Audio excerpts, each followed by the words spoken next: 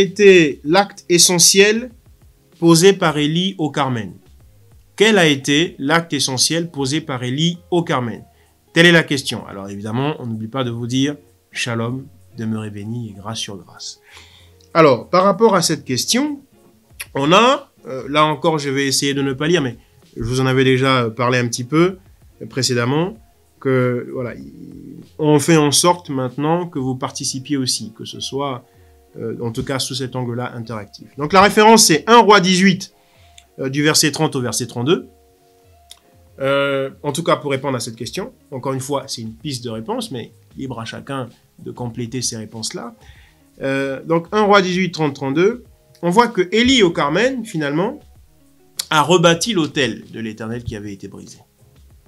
Et très souvent, les gens, quand ils parlent de Élie au Carmel, font allusion au feu. Le feu est descendu, le feu pour eux, c'est l'acte le plus important.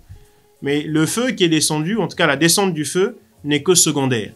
Quand on considère le verset 30 au verset 32 ici, de 1 Roi 18, le feu n'est que secondaire. Parce qu'au fond, Élie n'aurait pas rebâti le temple, l'autel de l'Éternel qui avait été renversé.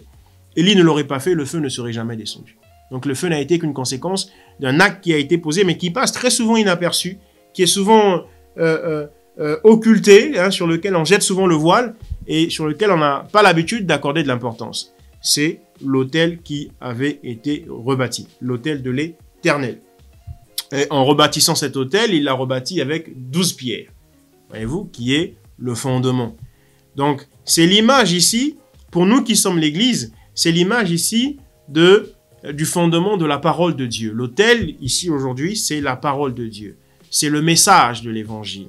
Aujourd'hui, ce message a été renversé. Ce message a été détruit. Ce message se perd, par manière de parler.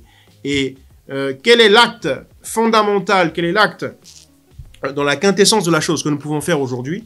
C'est de rétablir l'Évangile des apôtres. C'est de rétablir le message des prophètes. C'est de rétablir cela de sorte que Christ soit la pierre angulaire. C'est de rétablir ce fondement-là. C'est ça aujourd'hui, si nous voulons parler du Carmel, plutôt que de chercher à ce que le feu descende, c'est plutôt de rebâtir.